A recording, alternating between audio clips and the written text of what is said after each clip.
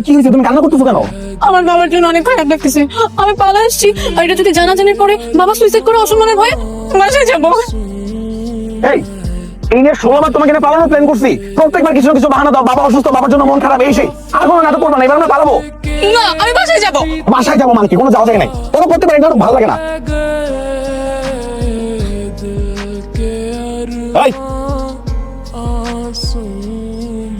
কিছু আপনার গাড়ির মধ্যে সব গ্যাসটা কিন্তু এতটা স্বাধীন হয়ে যায় নাই যে আপনারা গাড়ির মধ্যে টিচিং টিচিং করবেন। Sir, what do mean by eating teaching? What do mean না? থানায় চলেন, তারপর বুঝাইতেছি দুজনের মধ্যে সম্পর্ক কি। আমরা হাজবেন্ড ওয়াইফ স্যার। আমরা ভাই বোন। এটা দেখি বাংলার কয়েন, একদিকে শাপলা আর একদিকে তুমি। স্যার বলছিলাম কি, এমনিতে তো ঝামেলার মধ্যে আছি, আর ঝামেলা বাড়ায় কি লাভ? স্যার আপনার তো সময় নষ্ট হচ্ছে, তার থেকে ভালো স্যার একটু স্ট্রেটে স্যার। এই ওর এত বড় সাহস, তুই আমার গুসা চাই? ও বাবা, ও বাবা, আস্তে স্যার, তোমরা তো বসো।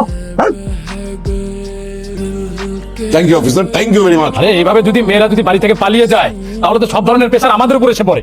ও আচ্ছা, এখন আপনাদের জিম্মে রেখে গেলাম, আপনাদের বিষয়ে আপনারা কি করবেন। শুধুমাত্র তোমার জন্য। একবার বলো বাবা হার্ট অ্যাটাক করবে, বাবার জন্য মায়া কাজ করতেছে, বাবার জন্য কষ্ট হইতেছে, এগুলো করে করে 17 বার পালানো প্ল্যান করে একবারও সাকসেস হতে পারিনি। আর মায়া করবো না, এবার পালাবই, চলো।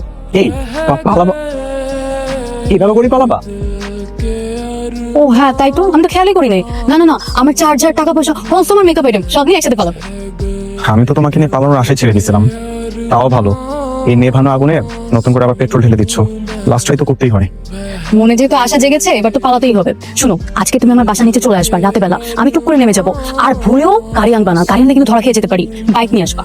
ঠিক আছে, চলো দেখতেছি। হ্যাঁ।